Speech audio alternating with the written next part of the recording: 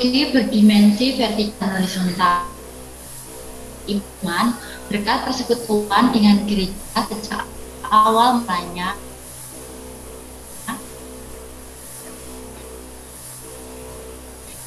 yang atas kesaksian para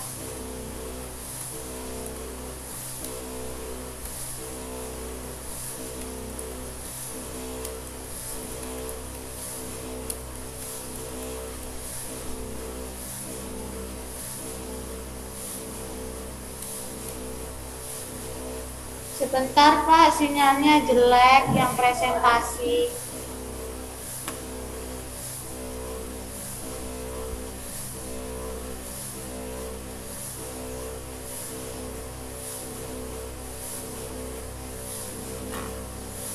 Gimana? Yang presentasi keluar Pak, karena jaringannya jelek. Ya, ditunggu.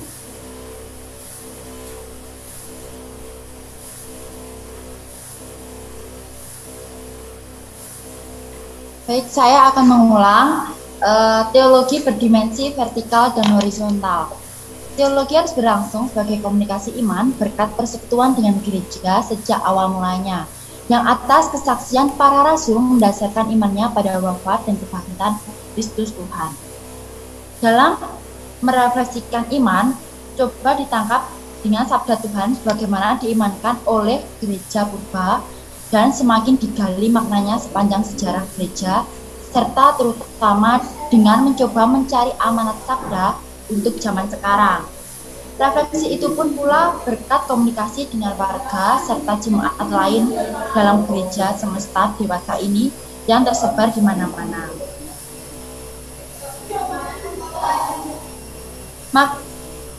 Maka teologi harus berlangsung sebagai komunikasi iman kita yang berkembang dan semakin mendalam berkat persekutuan dengan gereja sejak awal mulanya. Kesetiaan terhadap tradisi tidak berarti seolah-olah orang semata-mata mengulangi kepercayaan yang diterimanya sebagai warisan para leluhur.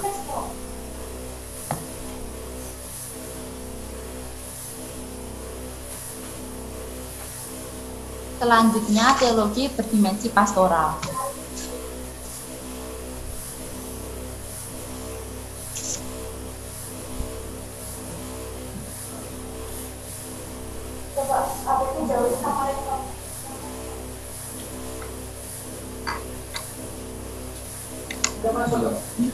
Berpangkal pada situasi konkret, tantangan-tantangan masyarakat semasa dan kebutuhan masyarakat. Dalam cahaya iman, teologi berusaha merumuskan persoalan secara pastoral. Teologi mencari bentuk sapaan Allah penyelamat untuk masyarakat Indonesia dewasa ini serta semua warganya. Teologi harus berdimensi pastoral, balik.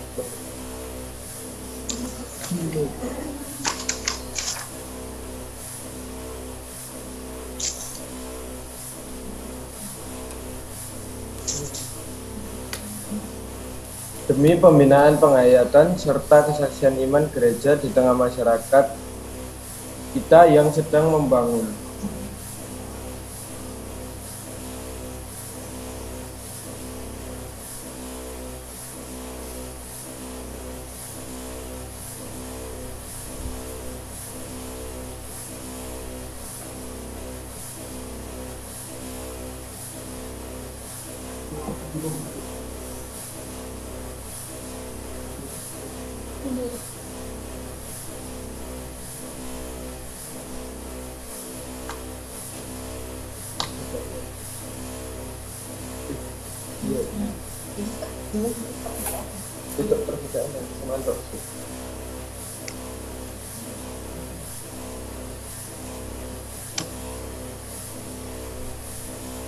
Next.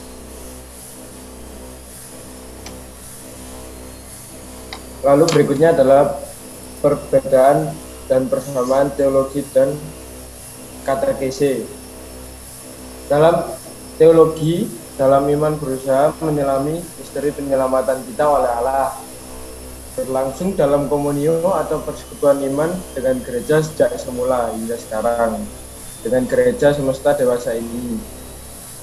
Teologi secara pastoral mempertimbangkan situasi konkret masyarakat, berdasarkan situasi itu diluruskan permasalahan secara teologis.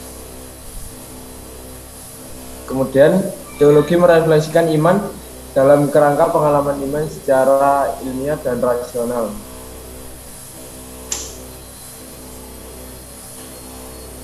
Yang berikutnya adalah katekese. Katekese menyelami misteri itu bersama dengan mereka yang kita layani. Konkretisasi atau aktualisasi persekutuan iman itu berupa komunikasi iman dengan maksud membina penghayatan iman bersama. Berdasarkan situasi konkret, masyarakat berusaha mencari amanat khas dari sabda yang diwartakan untuk menanggapi kebutuhan dalam situasi itu. Usaha untuk membantu sesama dalam proses bangkit serta perkembangan penghayatan iman dalam kenyataan sehari-hari. Hubungan antara teologi dan katekese.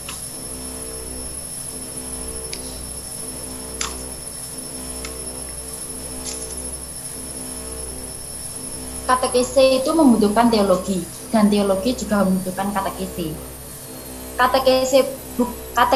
Katekese pun bukannya begitu saja secara objektif atau mentah-mentah mewartakan sabda Tuhan, melainkan ikut serta mewujudkan perutusan gereja secara konkret, berlandaskan pada situasi konkret para pendengar. Lagi pula bersama dengan mereka, katekese berusaha mencari amanat khas pada sabda yang ditawarkannya untuk menanggapi kebutuhan mereka dalam situasi itu. Nah, katekese membutuhkan teologi. Katekese harus menyelami situasi umat beriman dan menangkap kebutuhan konkret mereka akan keselamatan. Hal tersebut diolah dalam refleksi iman. Lanjut. Lalu teologi membutuhkan katekese. Teologi harus bersifat kenyataan hidup Allah beserta perutusannya.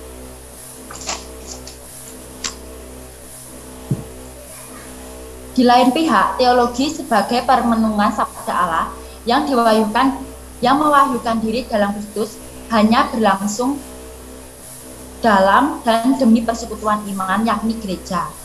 Teologi bukanlah kesibukan yang berarti berdiri sendiri, mempunyai tujuan dalam dirinya, melainkan selaku karunia roh atau fungsi kehidupan dalam gereja seperti karisma lain yang harus melayani gereja.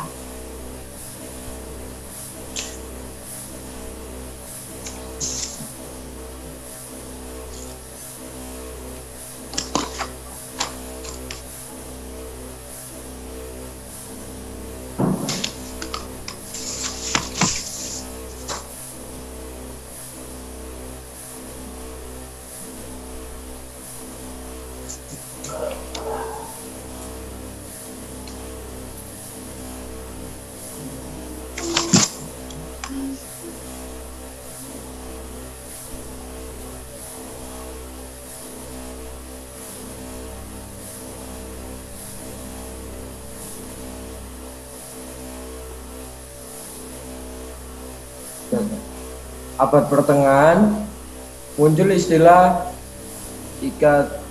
ikatekismus, katekisare, katekisatus. Istilah di sekitar pemberian pengajaran elementer oleh orang tua atau wali baptis pada anak yang telah dibaptis. Pada tahun 1529, Luther mengeluarkan katekismus, dan bersamaan dengan itu tokoh-tokoh pemuka agama seperti Petrus Canisius, Bellarminus juga mengeluarkan katekismus mereka.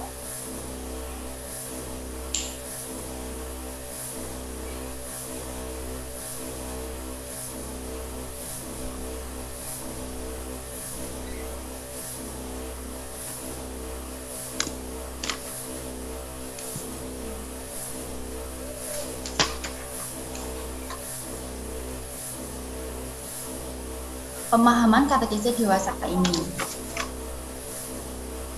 Pemaknaan yang saling menjelaskan, komunikasi iman, dan katekese mengenangkan misteri penebusan.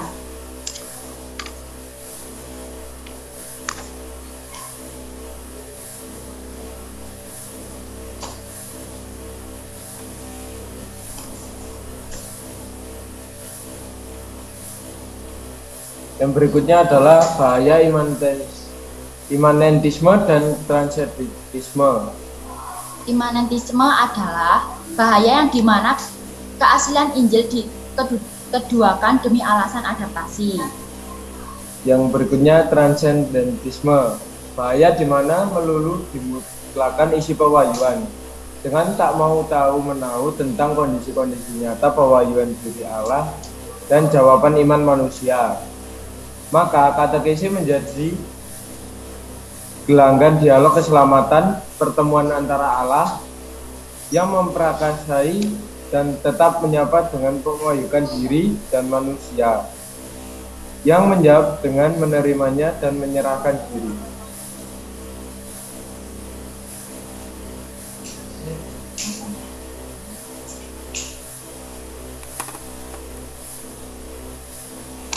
Silakan disambung tanggapan dari kelompok penanggap. Silakan.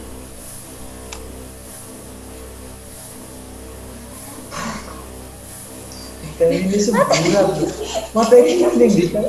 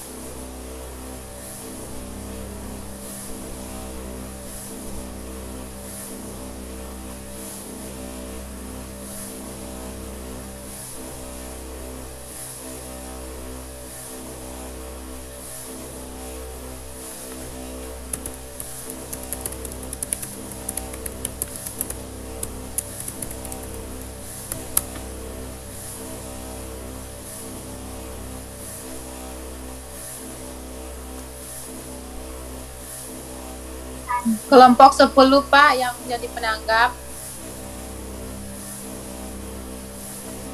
Hendrik sama Indro yang penanggap. Kelompok 12 Pak, salah, kelompok 12.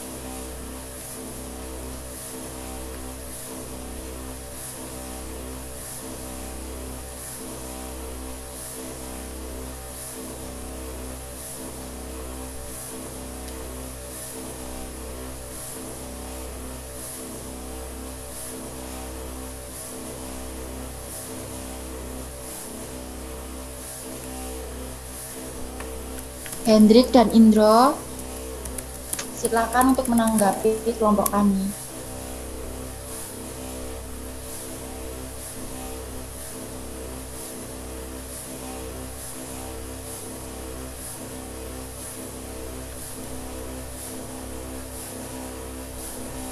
Baik, saya mohon maaf karena tadi jaringannya agak sulit.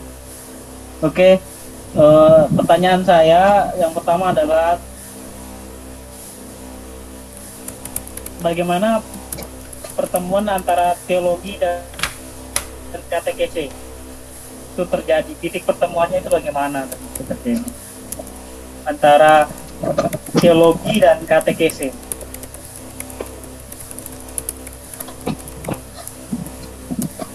Kemudian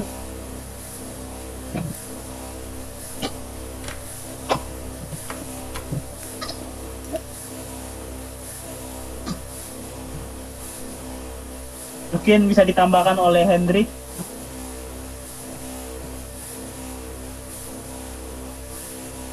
Mungkin boleh ditambahkan oleh Hendrik.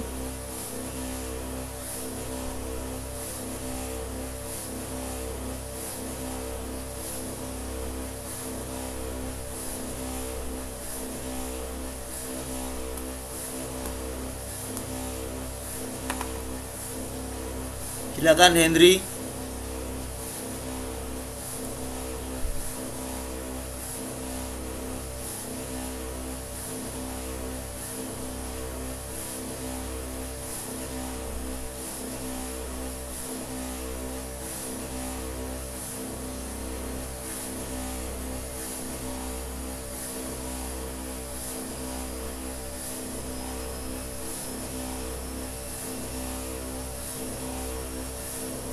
Tidak ada tanggapan tambahan? Hanya satu pertanyaan. Silakan Tere Satria menjawab pertanyaan Indro. Silakan. Baik, saya mau menjawab pertanyaan dari saudara Indro. Bagaimana titik pertemuan antara teologi dan katekis? Berteologi tidak berarti lain kecuali dalam iman berusaha menyelami misteri penyelamatan kita oleh Allah. Begitu pula dengan berkatekese, kita berusaha menyelami misteri tersebut bersama dengan mereka yang kita layani.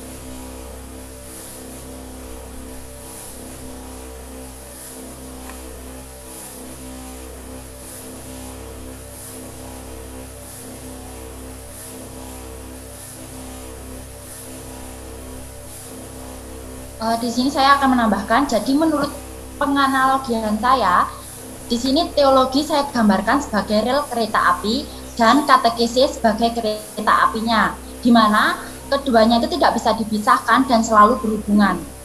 Katekese selalu menggunakan penalaran teologi atau penalaran teologi dan tidak bisa lepas sendiri dengan teori atau materi baru yang dikembangkan yang keluar dari dogma teologi itu, dan teologi sendiri tidak bisa dijabarkan tanpa adanya katekese. Oke. Ada elaborasi Indro?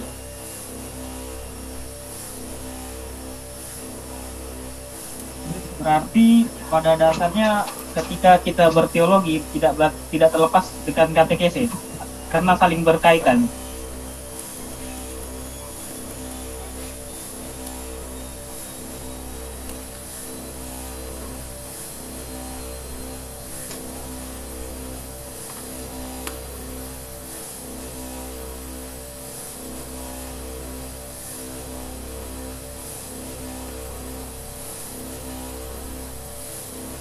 Cukup soal ini? Silakan, mungkin ada teman-teman lain yang mau bertanya, silakan. Atau berdiskusi, silakan. Saya Pak. Yuk.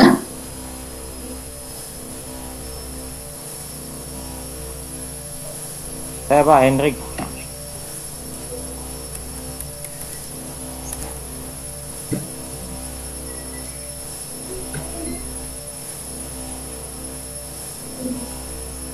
Ayo Hendri, silakan. Pertama, apa ya maksud dari katekese menyentuh seluruh umat beriman dalam segala lapisannya? Terus berikan contohnya seperti apa? Terus yang kedua, bagaimana cara yang dilakukan seseorang agar proses berteologinya dapat menyorotkan masalah seseorang yang sedang memiliki masalah besar. Terima kasih, Pak.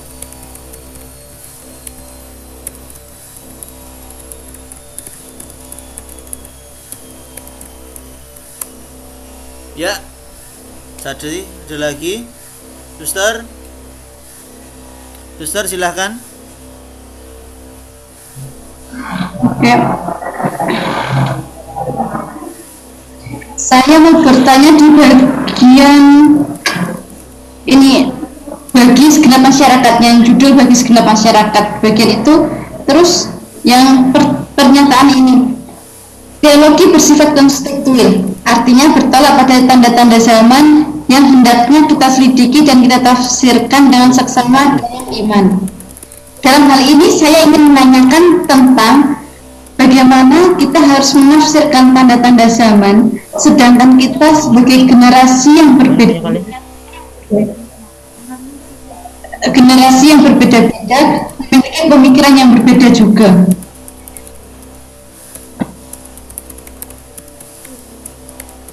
Siapa itu? Sudah, terima kasih. Dr. Johnson. Oh iya. Rotua, Saya juga Pak mau bertanya. Rotua silahkan. Baiklah, terima kasih waktu dan kesempatan yang diberikan kepada saya. Yakni pertanyaan saya itu adalah, abad pertengahan muncul istilah ikatekismus, katesijare, atau istilah di sekitar pengajaran elementer oleh orang tua dan wali. Bukannya itu ya? Disuruh itu kita cari yang satu pengarang gitu.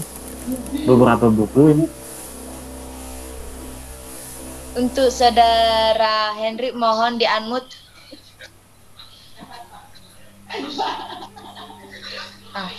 Dari pertanyaan saya itu, coba kelompok Anda lebih menjelaskan lebih spesifik arti dari istilah yang muncul pada abad pertengahan itu.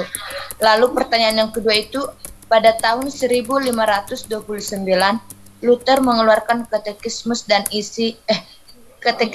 dan bersamaan dengan itu tokoh-tokoh Petrus, Canisius, Bellarminus juga mengeluarkan katekismus. Nah, pertanyaan saya itu adalah, apa sih isi dari katekismus mereka, dan apakah katekismus dari mereka dapat kita terima, dan seperti apa atau contohnya yang udah kita dari bukunya ini, apakah kita sudah menjalankannya atau melakukannya?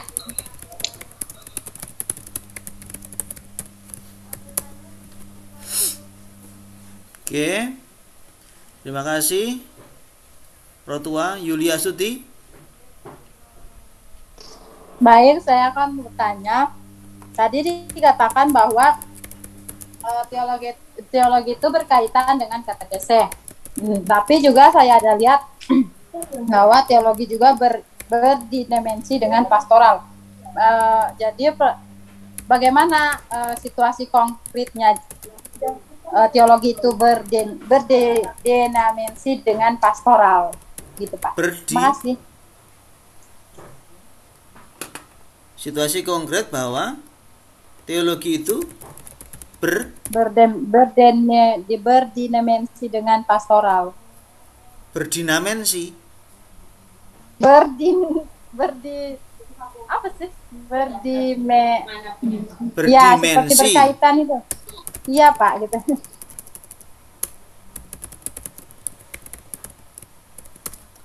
Oke.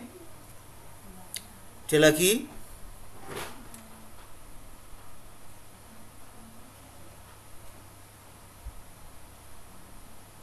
Oke, belum. Sementara ini dulu. Silahkan. Tere, Indro, Tere dan mana tadi? Satria.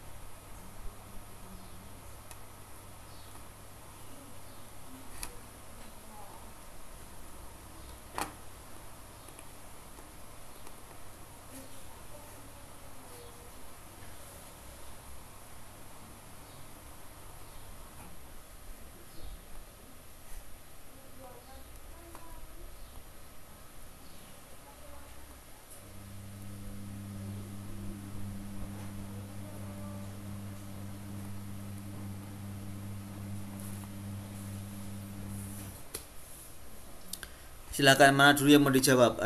Sudah saya ketik. Ya, saya mau menjawab pertanyaan dari Saudara Henry.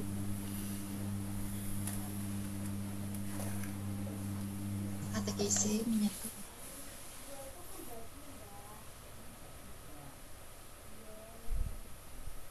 Apa yang dimaksud katekesi menyentuh umat beriman dalam segala lapisannya dan apa contohnya? Yang dimaksud katekesi menyentuh umat beriman dalam segala lapisannya itu dalam rangka katekesi antropologi harus membantu menjelaskan bagaimana kenyataan manusia dewasa ini bila disoroti oleh pewahyuan dan bagaimana ia dapat ditolong untuk memberi tempat sewajarnya kepada Sabda Tuhan di dalam hidupnya.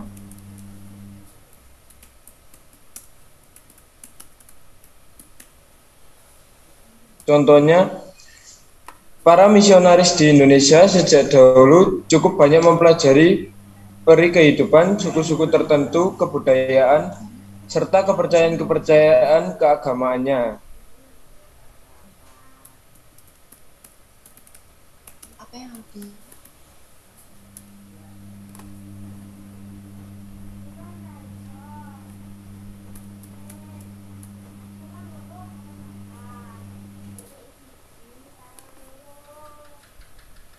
Gimana? PD, Hendri, ada elaborasi? Nggak ada, Pak. ketika orang berteologi dia bisa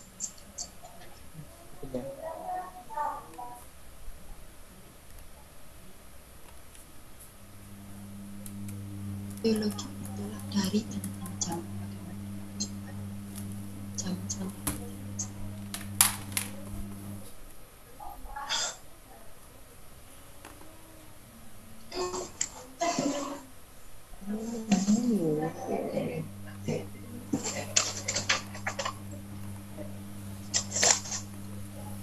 Silakan, yang lain berikutnya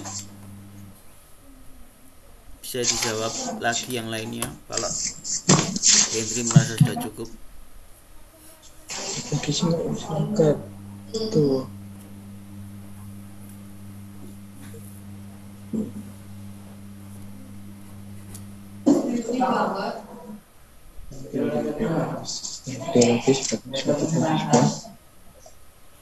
Iki mbak iki.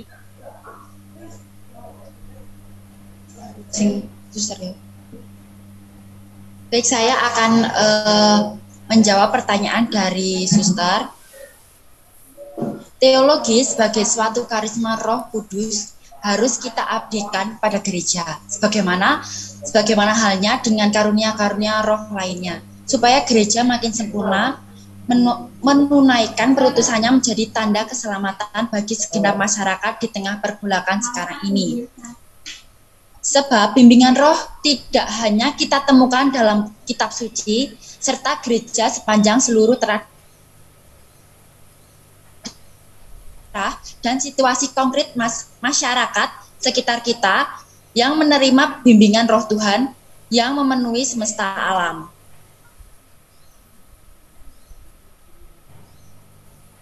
Karena Suster,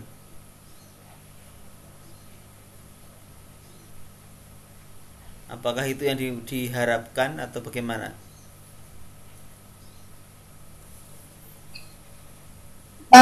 Saya kurang puas sih Pak, soalnya saya itu maunya kayak dengan tanda-tanda zaman ini, bagaimana sih kita apa namanya? Sebentar. Bagaimana sih kita harus peka gitu, terus kita harus menafsirkan tanda-tanda zaman, padahal kita itu generasi yang berbeda gitu Pak. Ya, kayak gitu sih.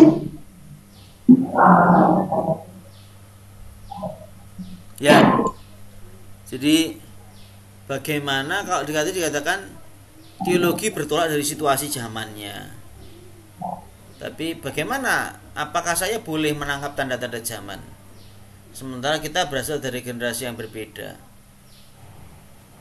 Tanda-tanda zaman tahu ya, Tere Satria?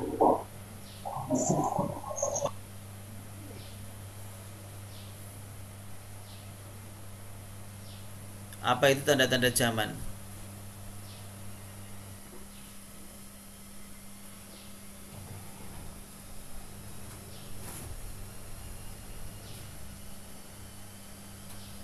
Kalau kita ngomong tanda-tanda zaman itu konsepnya seperti apa sih?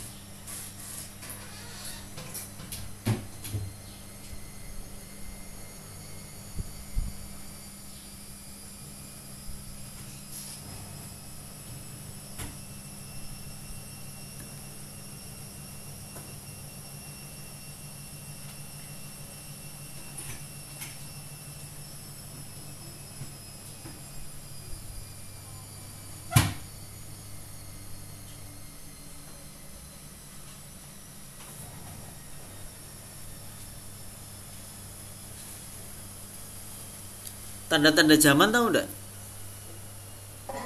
Kalau menurut saya tanda-tanda zaman itu seperti adanya suatu peristiwa besar yang menandakan apa ya, zaman itu berubah.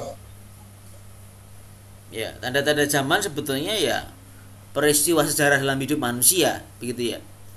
Maka tadi kan dikatakan bahwa teologi itu bertolak pada tanda-tanda zaman yang hendaknya ditafsirkan, diselidiki dalam kerangka iman. Tanda-tanda zaman itu di setiap zamannya pasti ada. Sekarang ini kita menghadapi situasi tanda-tanda zamannya apa? Disrupsi teknologi informasi. Kebenaran itu sekarang bisa menjadi sangat relatif. Tergantung siapa yang ngomong, siapa yang mendukung, kebutuhannya apa. Artinya begini, sekarang ini kalau Anda mau ngomong yang benar itu seorang A, ya tergantung yang ngomong siapa, kepentingannya apa. Maka di media sosial misalkan ya, Anda bisa melihat sebuah kejadian itu bisa kalau diupload oleh kelompok A jadi benar, komennya benar semua, baik. Tapi begitu video A diupload oleh kelompok C, jawabannya bisa menghujat semua. Lihat ya, ini sebuah tanda-tanda zaman bahwa kebenaran itu sekarang ini ditentukan oleh seberapa banyak dia menguasai media. Bukan dasding ansih pada kebenaran itu sendiri. Nah, ini salah satu yang kalau tadi kita ngomong sebagai peristiwa tanda-tanda zaman. Maka sebetulnya ya saudara, setiap orang bisa menangkap tanda-tanda zaman. Dan tanda-tanda zaman selalu biasa berubah. Karena tadi sekali lagi benar dikatakan Satria bahwa tanda-tanda zaman itu sesuatu yang selalu akan terjadi terus-menerus. Ya sekarang zamannya zaman teknologi IT. Maka kita berhadapan dengan problem IT. Kita berhadapan dengan problem COVID. Maka kurang bicara bahwa tanda-tanda zaman soal pandemik. Jadi kita tidak perlu merasa bahwa saya ini orang modern sehingga saya tidak ngerti tanda-tanda zaman. No, tanda-tanda zaman setiap zamannya berbeda-beda.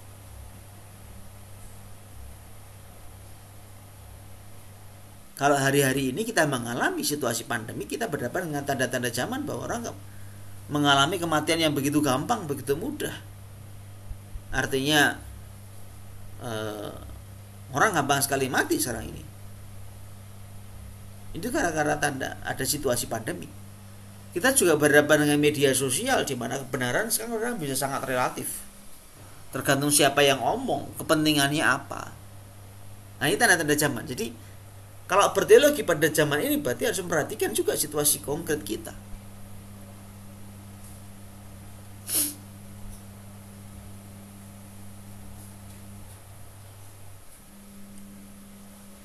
Hanya pertanyaannya sebetulnya menurut saya tinggal bagaimana membina kepekaan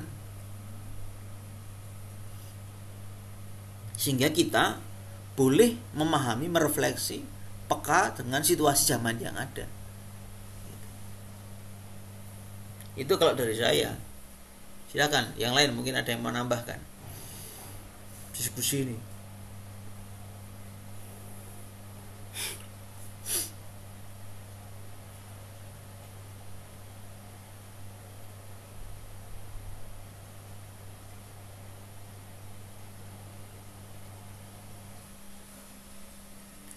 Silakan, ada elaborasi diskusi, pertanyaan lanjutan, atau dari Suster silakan, atau dari Tere Satria silakan.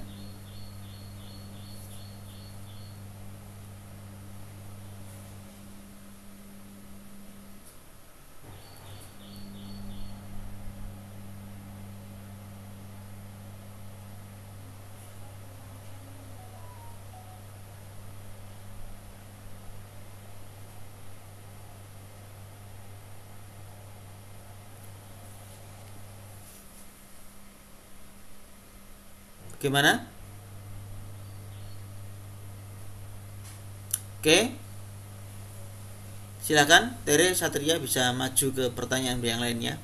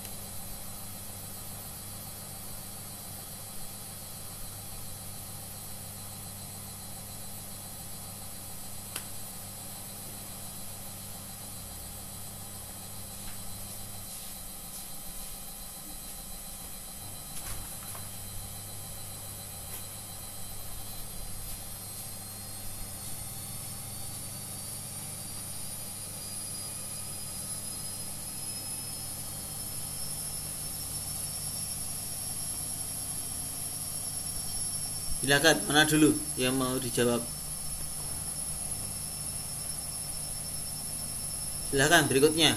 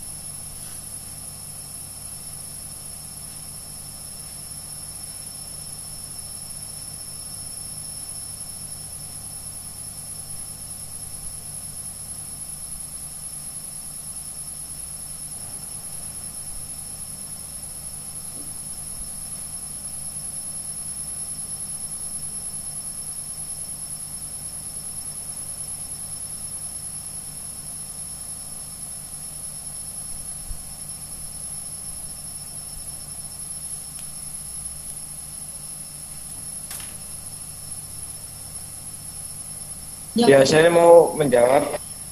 Teologi berkaitan dengan katekesis, tetap di teologi berurusan dengan pastoral. Bagaimana situasi konkret teologi berdimensi pastoral?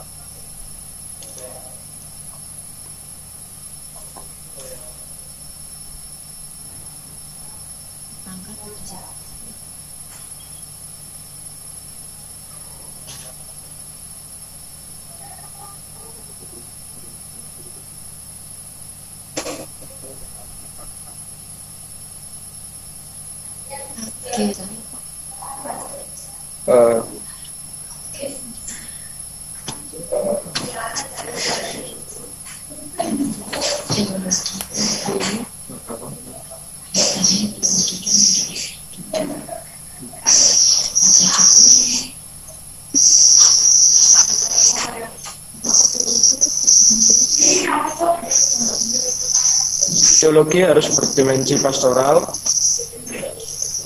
demi pengabdiannya kepada gereja dalam menaikkan misionya, mewartakan keselamatan. Teologi harus berdimensi pastoral, berpangkal pada situasi konkret, tantangan-tantangan semasa, dan kebutuhan-kebutuhan masyarakat dalam cahaya iman. Teologi harus berusaha merumuskan persoalan secara pastoral.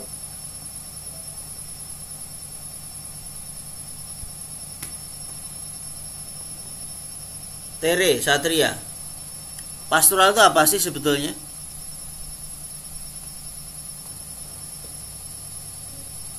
Pastoral itu kehidupan kegerejaan.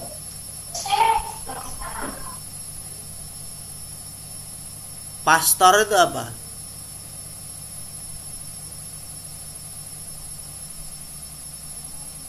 Pastor itu apa? Pastor itu imam. Kata lainnya apa?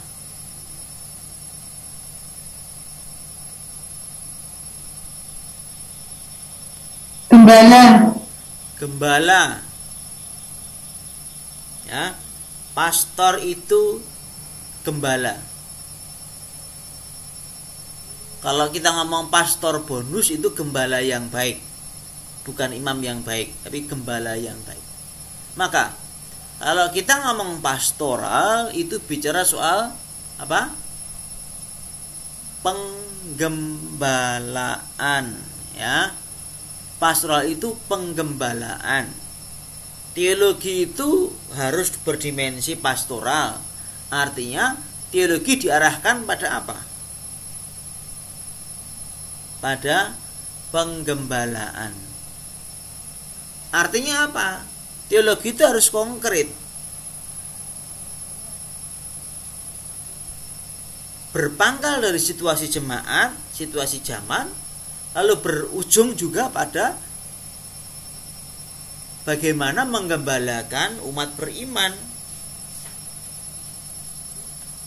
Itu yang namanya teologi. Maka teologi harus berdimensi pastoral. Kalau tidak pastoral gimana? Berarti dia hanya omong daki-daki aja tapi tidak ada gunanya. Nggak realistik, nggak konkret. Begitu. Teologi juga harus berdimensi katekese. Katekese itu apa?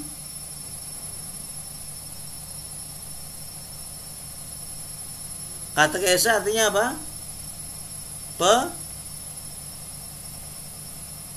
Pengajaran.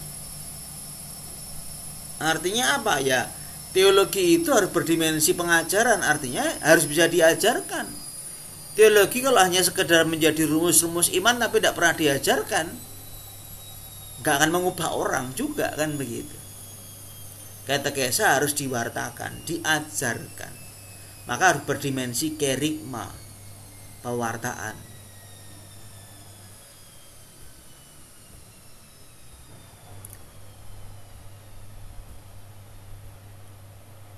Nah, contohnya mungkin Tere Satria bisa memberikan contoh teologi berdimensi pastoral itu kayak contohnya apa sih? Kan begitu. Supaya menjadi makin realistik.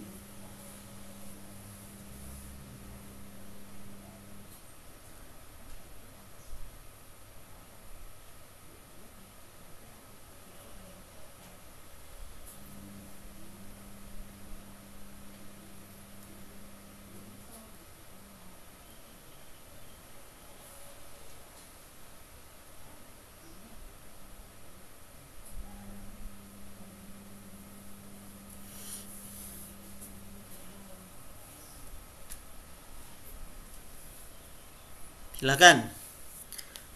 Contoh teologi yang pastoral itu apa? Bagaimana?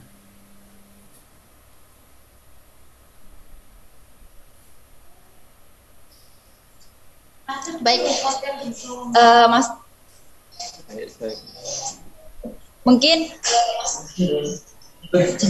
hubungan antara katekese, ilmu teologi, dan pastoral itu seperti ini. Pastoral itu kan penggembalaan. Penggembalaan itu menggunakan ilmu teologi, dan ilmu teologi itu disampaikan melalui katekese. Begitu, Pak. Oke. Bisa dipahami meskipun menghubung-hubungkan tidak apa-apa. Kita mencoba menghubung-hubungkan kok memang.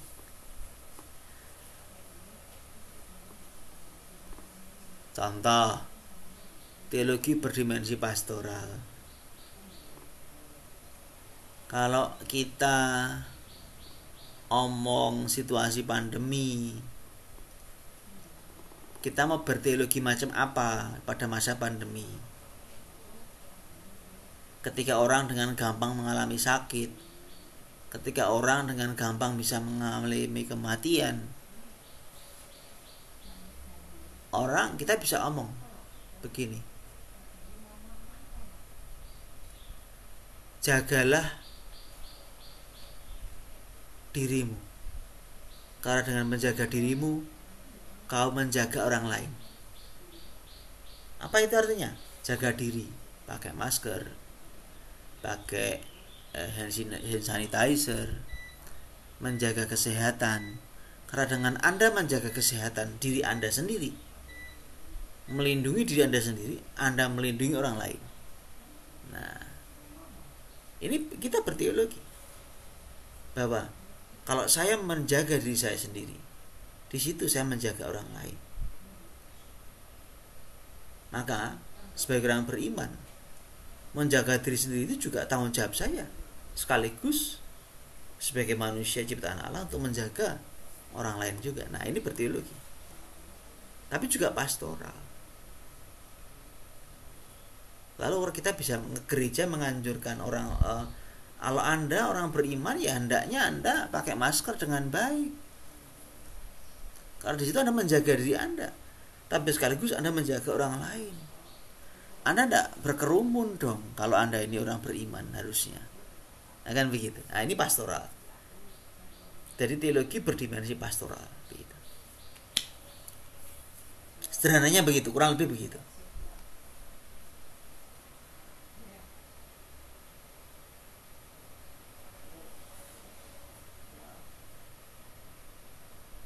Yang lain, bagaimana? Yuli Astuti. Ya Pak, mengerti Pak, makasih. Oke. Bisa ke next pertanyaan yang lain. Pertanyaan Rotua.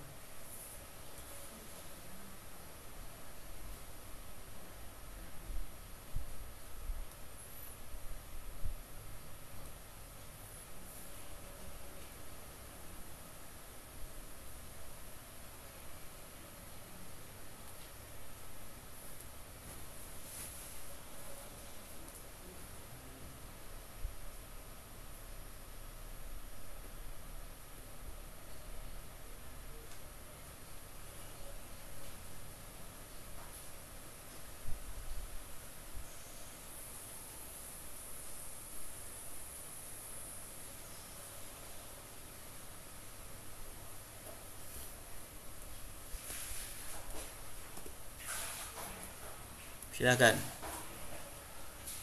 Atau Andi ini mau mencoba membantu menjawab?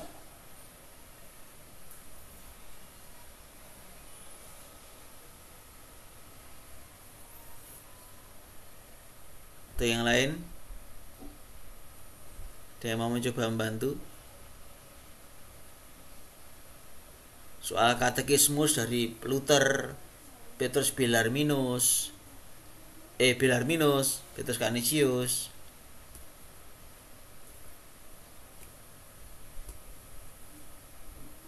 Ya, baik Pak, saya mau menjawab yang isi katekismus dari Martin Luther. Katekismus kecil Luther membahas 10 perintah Allah, pengakuan iman rasuli, doa Bapa kami, baptisan, pengakuan dosa, dan perjamuan kudus. Katekismus ini ditutup dengan kitab Concord Lutheran sebagai pernyataan yang berwibawa tentang apa yang dipercayai oleh kaum Lutheran.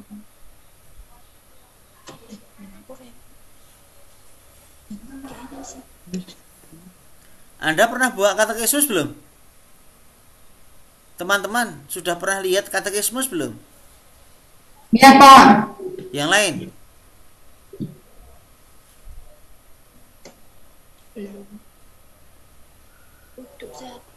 Yang lain pernah lihat katekismus belum?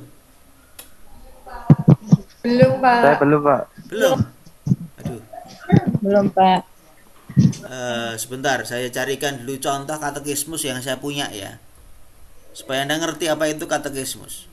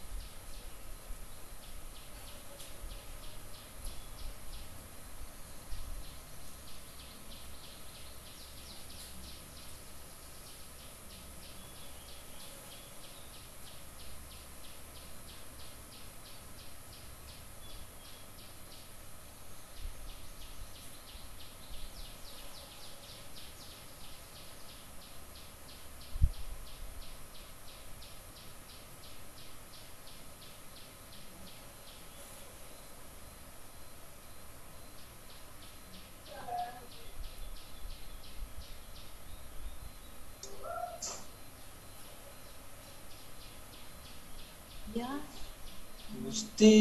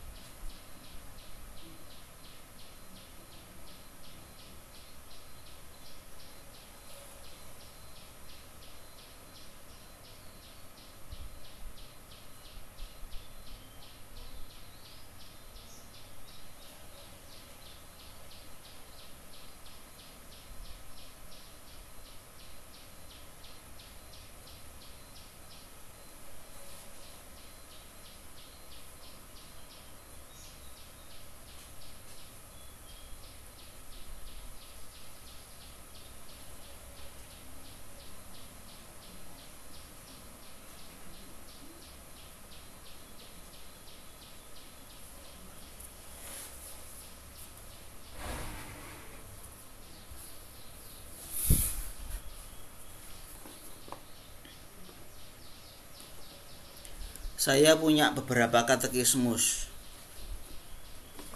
Di Indonesia kita punya ini. Terbalik tidak di tempat Anda? Terbaca nggak? Iman Katolik. Terbaca, Pak. Ya. Berbeda dengan katekismus pada umumnya. Iman Katolik ini mengatakan diri sebagai buku informasi dan referensi. Ya. Iman Katolik sebagai buku informasi dan referensi. Nah, maka dia menguraikan banyak hal.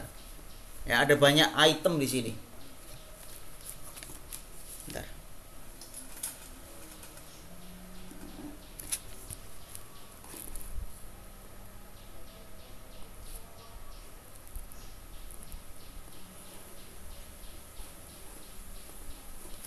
ada banyak item dituliskan, ada banyak hal, tetapi dia bukan bentuk struktur katekismus yang resmi. Ya. Kalau Anda di Indonesia, Anda wajib punya ini. Buku ini sejak tahun berapa ya?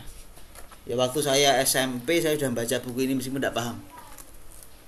Karena ini buku bapak saya tahun 96. Ini buku katekismus yang kita miliki di gereja Indonesia. Lalu kalau contoh katekismus yang lain, saya punya katekismus Kristologi dari Joseph A. Fitzmayer. Strukturnya selalu begini. Ada pertanyaan, lalu ada jawaban. Berikutnya jawaban. Nomor 1, dia bertanya, apakah kisah-kisah dalam Injil merupakan laporan peristiwa yang teliti dan tepat mengenai ajaran negara Yesus dari Nazaret? Pertanyaan. Lalu Fitzmayer menjawab. Panjang. Lalu nanti ada pertanyaan kedua. Ini katekismus. Katekismus itu buku tanya jawab. Pertanyaan dan jawaban. Ini juga model katekismus yang dibuat oleh Tom Yacob tentang Ekaristi. Misteri perayaan Ekaristi. Umat bertanya, Tom Yacob menjawab. Maka dia mengumpulkan banyak pertanyaan, lalu nanti dijawab. Inilah yang disebut sebagai model katekismus. Maka setiap orang, setiap teolog bisa buat katekismus sendiri. Satu lagi, saya tidak punya tapi Anda bisa download di internet bahasa Inggris. Kalau bahasa Indonesia harus beli. Terbitan dari ND, Katekismus Gereja Katolik. Ya. Bukunya kalau dari yang terbitan ND, ya itu warnanya biru, cukup tebal. Nah itu yang resmi Gereja Katolik di dunia pakai sekarang ini. Tapi kalau kita di Indonesia pakai buku yang tadi pegang oleh Sylvia itu. Ya. Jadi katekismus itu adalah sebetulnya sederhananya tanya jawab. Buku katekismus tanya jawab tentang iman. Maka kalau ditanya Luther, kalau tadi Rotua bertanya bagaimana bukunya Luther, bagaimana bukunya Petrus Canisius, bukunya Bellarminus, ya mereka buat katekismus. Isinya tanya jawab tentang iman, tentang gereja, kan begitu. Setiap orang punya sudut pandangnya masing-masing.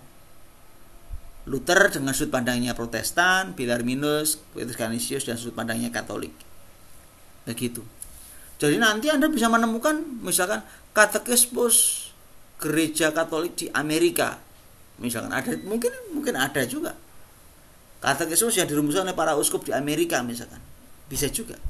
Atau katekismus yang dirumuskan oleh para uskup di Asia Utara misalkan. Bisa jadi ada juga.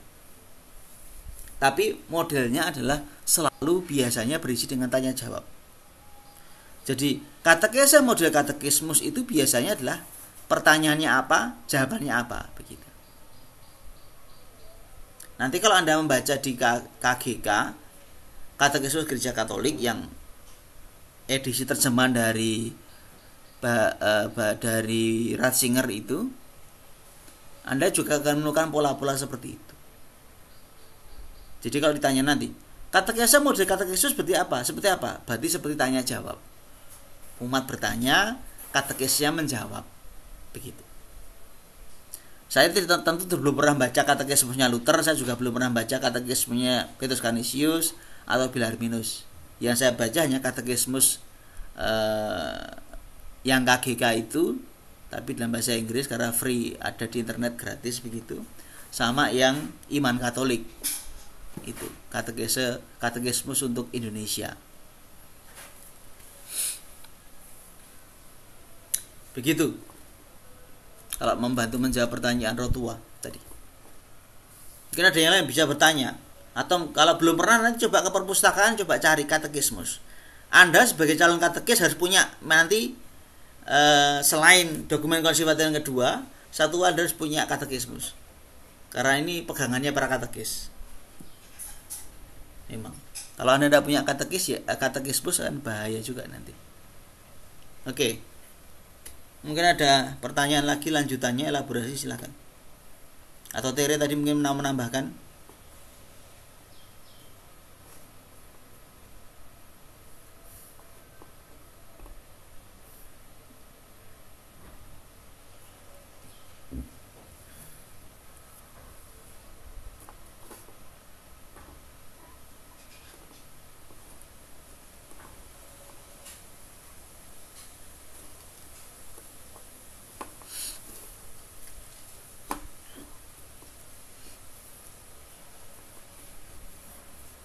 Oke, cukup.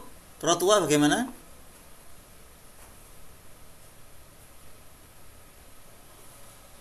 Iya. Oke. Apakah ada pertanyaan dari teman-teman yang lain?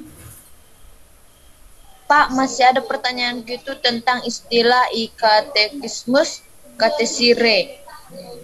Oke, silahkan. Ya.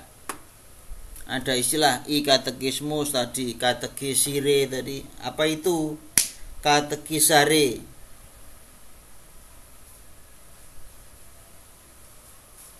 Silakan.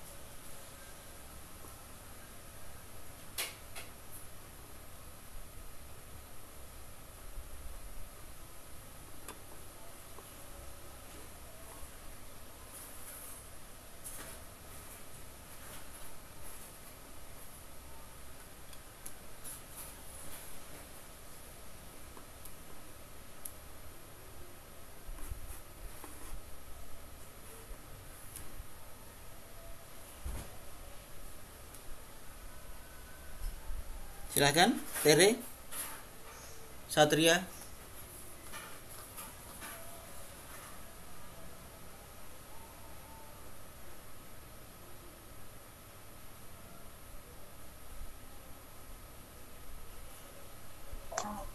Ya kalau menurut saya istilah-istilah tersebut katekismus, katekisare dan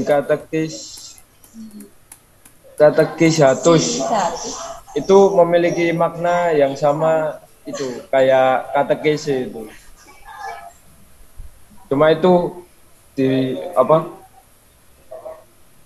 pemberian pengajaran elementer oleh orang tua atau wali baptis kepada anak yang telah dibaptis.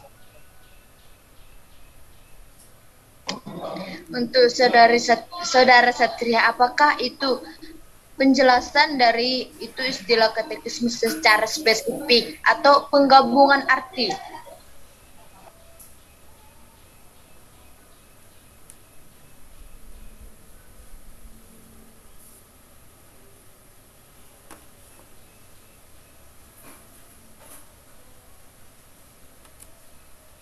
Silakan. Ya kalau arti spesifiknya itu ya katekese.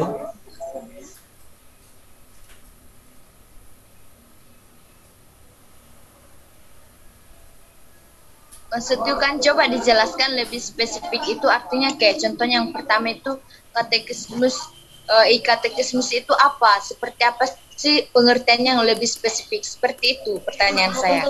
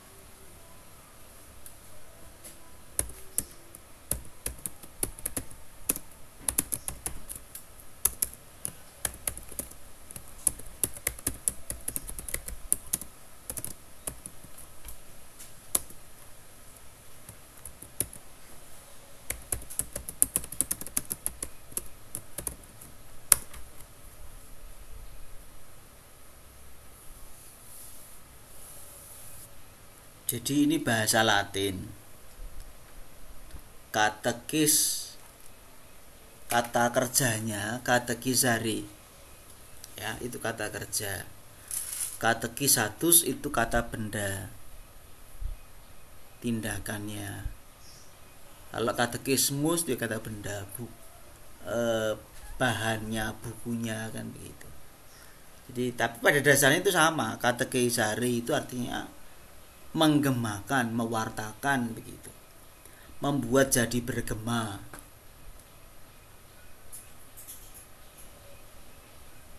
Nah, kalau orang ngomong katekizare itu katekese begitu ya. Itu orang tadi akan berhubungan dengan pelajaran baptis, pelajaran untuk komuni pertama, pelajaran untuk krisma, dan begitu.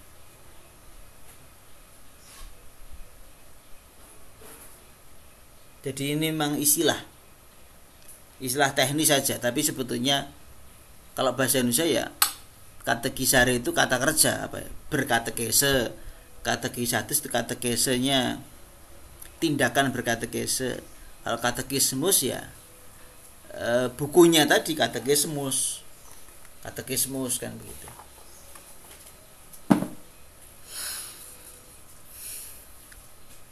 Itu istilah saja.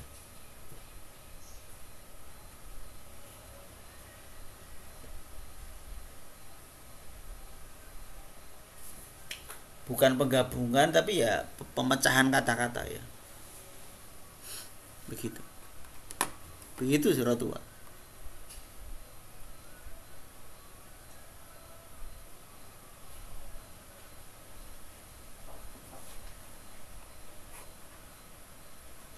Gimana?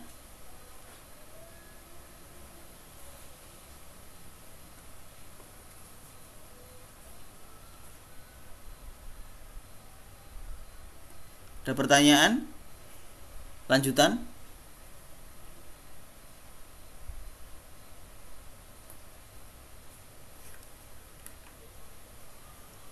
Ada pertanyaan lanjutan? Ya, silakan. Ini Pak. Pertanyaan dari Fajar. Ya, pertanyaan dari saudara Fajar itu kurang jelas, Pak. Iya, Pak. Apakah bisa dijelaskan lagi? Silakan, Fajar. Ya.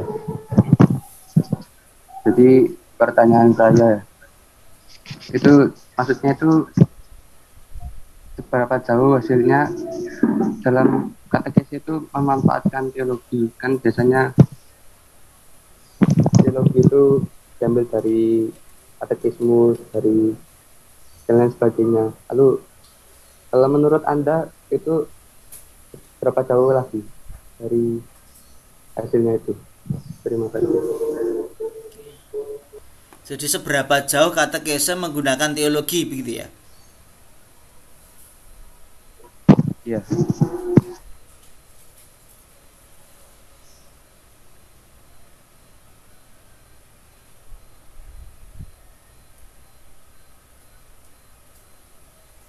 Silahkan. Tadi sudah dijelaskan bahwa katekese dan teologi itu selalu bersangkutan, tidak bisa dipisah. Begitu, Mas Fajar.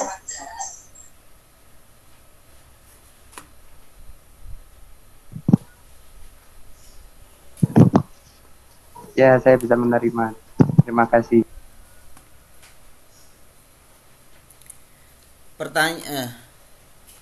Pertanyaan sederhana untuk teman-teman. Hasil dari orang berteologi itu apa? Kalau orang berteologi, hasilnya apa?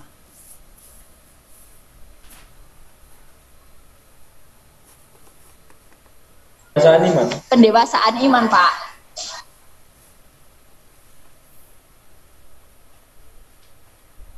Kemarin kita belajar metode teologi toh. Kemarin itu loh. Ya kan? Yang dihasilkan seseorang kalau berteologi apa?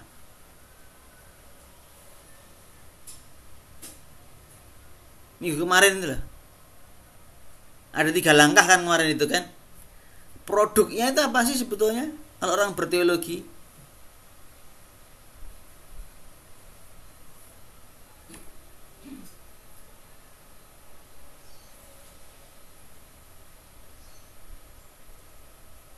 produknya apa?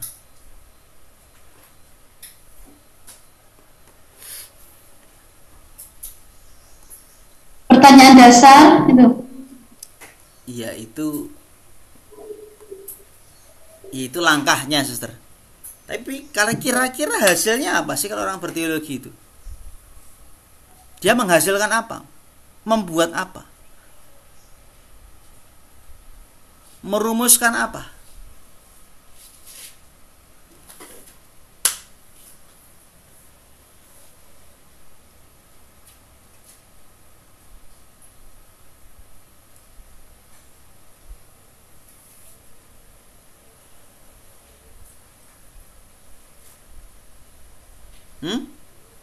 John Sobrino berteologi tentang The Crucified People, dia menghasilkan apa? Minggu lalu sudah kita bahas.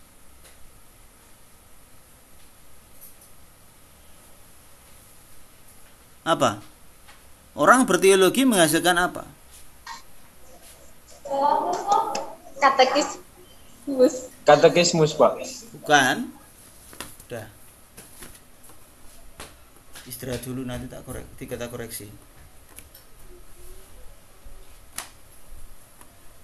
Apa? John Sobrino berteologi menghasilkan apa? Apakah Sobrino kemarin buat katekismus? Enggak kan? Dia membuat apa?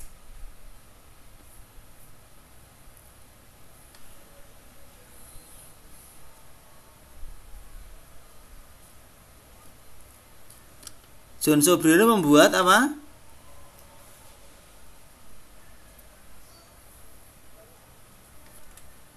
Yang itu khas miliknya apa?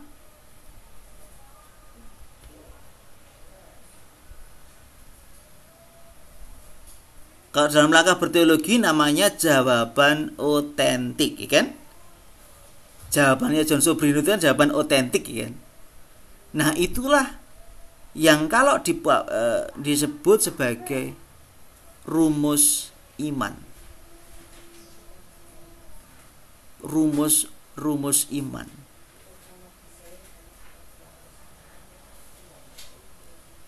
Jadi kalau orang berteologi itu produknya adalah dia membuat rumusan-rumusan, pernyataan-pernyataan. Jelas ya?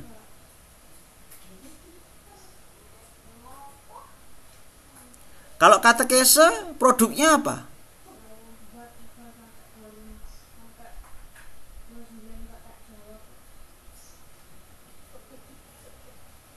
Kalau katekese tadi ininya apa? Pengajaran ya. Hasilnya apa?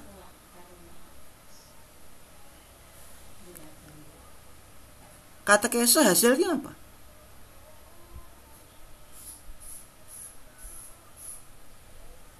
Kalau orang berteologi dia merumuskan sesuatu, ya kan? Merumuskan makna tertentu, kan? Merumuskan makna iman, kan begitu ya. Sekarang kalau katekese hasilnya apa? Tindakan baik dalam kehidupan sehari-hari mungkin, Pak. Tindakan baik?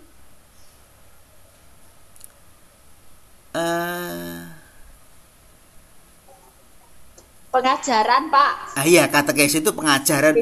Hasilnya apa kalau orang diajari?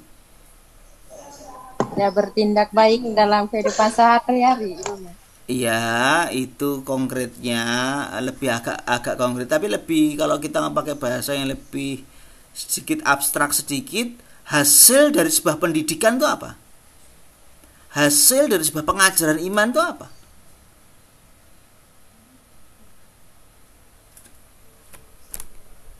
Ilmu yang bertambah. Katekese tidak hanya ngomong soal ilmu, kan? Katekese itu kan transformasi ya. Membuat orang menjadi hidupnya berubah, menjadi makin dewasa dalam iman. Yang tadi Julius dia kan ngomong lalu hidupnya, perilakunya akan berubah, kan begitu kan?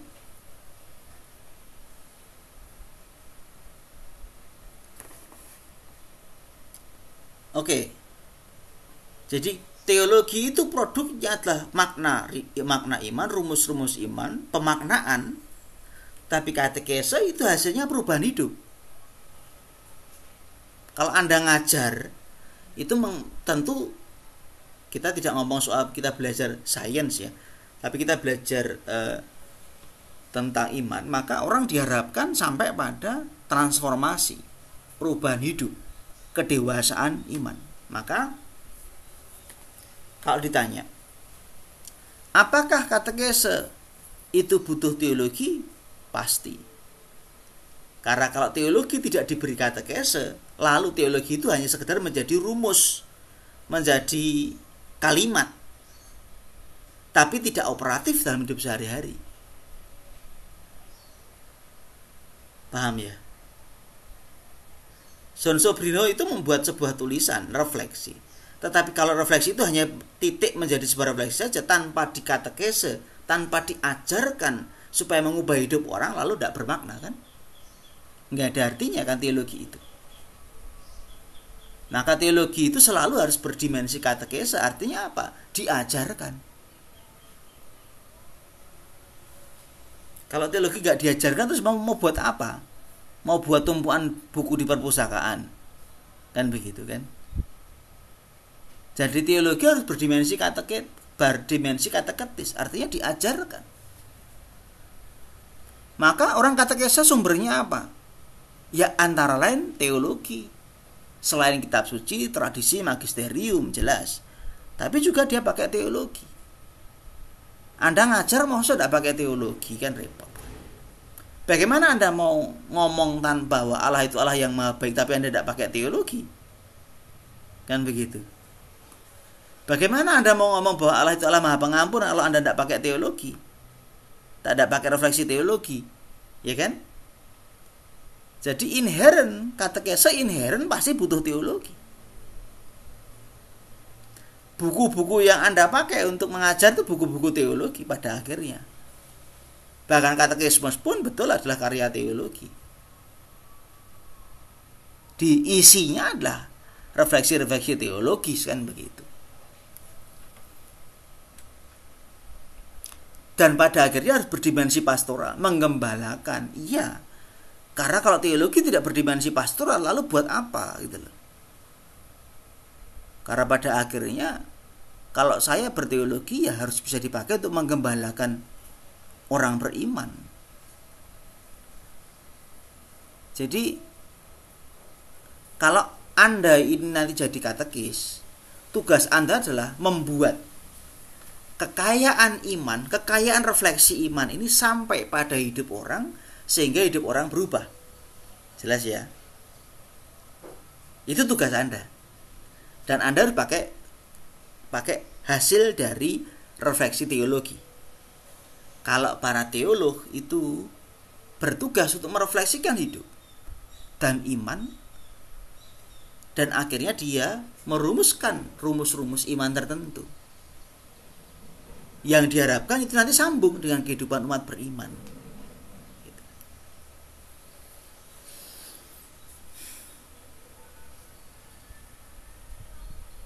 Mungkin ada pertanyaan.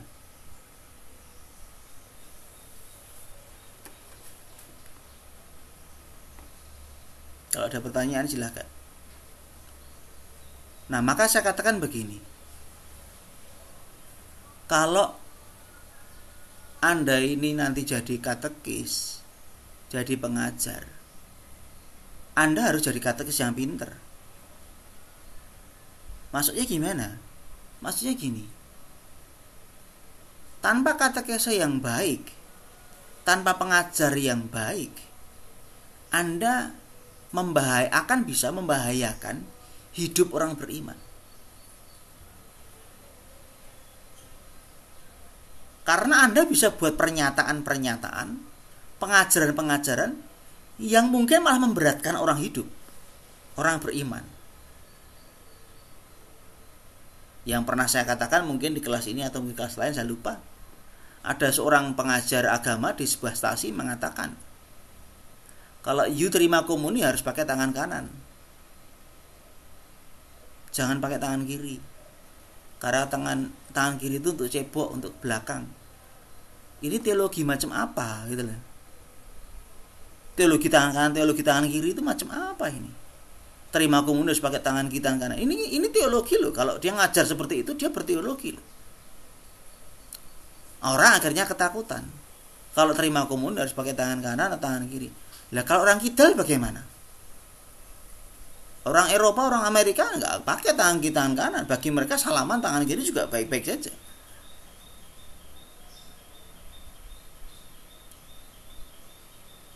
Atau orang mengatakan bahwa kalau tidak ke gereja hari Minggu itu seperti punya utang. Itu diajarkan loh oleh para guru agama, para prodiakon. Bagi saya ini masalah. Memangnya Tuhan ngasih kamu utang? Kok ke gereja itu kalau tidak ke gereja hari Minggu lalu rasanya punya utang? Bukan itu. Ke gereja itu kebutuhan. Kalau kemarin kita ngomong khotbah di bukit, ya kan? Ke gereja buat apa? Karena kebutuhan. Bukan karena soal utang-utangan. Artinya saya katakan teologi yang keliru, katekese yang tidak baik, itu akan sangat membahayakan pada hidup beriman. Begitu. Oke? Ada pertanyaan lanjutan? Atau cukup? Protua? Ada pertanyaan? Jadi gini Pak, pernah kan teman saya waktu SMA waktu menerima hosti. Jika hosti atau roti itu lengket di atas lidah ini kan Pak, itu katanya kita melakukan sebuah kesalahan yang fatal, atau itu katekesnya yang gimana Pak? Jadi saya merasa takut, jadi saya selalu bilang, aduh kemana lah, kalau pernah lengket kan Pak, lengket kali nggak bisa lepas itu. Jadi saya beranggap kesalahan fatal apa sih yang saya lakukan dalam 1 minggu ini, bulan ini. Jadi seperti apa sih itu Pak? Ya. Nah itulah hasil dari katekese yang keliru. Seolah-olah kalau you terima komuni lalu lengket di atas rongga mulut, itu salah besar. Ini katekese macam apa? Yang penting adalah tubuh Kristus itu kita santap, bersatu dengan diri kita. Apakah dikunyah? Boleh. Dimut itu bahasa Jawa, di bahasa Indonesianya apa? Dimut itu apa ya? Dihisap Pak. Dihisap. Nggak bisa Bung. Dimasukkan di mulut lalu tercampur dengan lidah lalu kita karena kan mencampur lembek kan lalu kita hisap gitu ya, itu tidak ada soal, juga tidak ada masalah. Lalu kalau nyangkut, kalau orang komuni pertama itu kadang-kadang masih bingung kan, seringkali kan nyangkut kan. Dulu saya ngalami juga, karena komuninya 2 rupa, lalu dicelupkan ke anggurnya dulu, lalu masuk ke mulut, ternyata nempel di gigi di atas itu. Apakah itu dosa? Ya enggak lah. Gitu loh. Jadi seringkali kita itu menambahkan beban pada hal-hal yang tidak seharusnya. Itu karena pengajarnya. Nah ini yang harus betul-betul hati-hati teman-teman. Jangan sampai Anda jadi katekis yang, ya mohon maaf, tidak pinter. Akibatnya Anda menambah-nambahkan pada sesuatu yang sebetulnya bukan yang esensial gitu loh.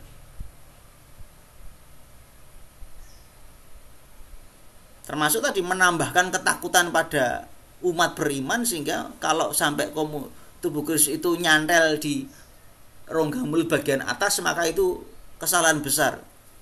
Ya tidak begitu juga lah, kan begitu. Ya. Jadi menurut saya itu katekesenya yang jadi katekesenya yang keliru. Terlalu mengada-ada.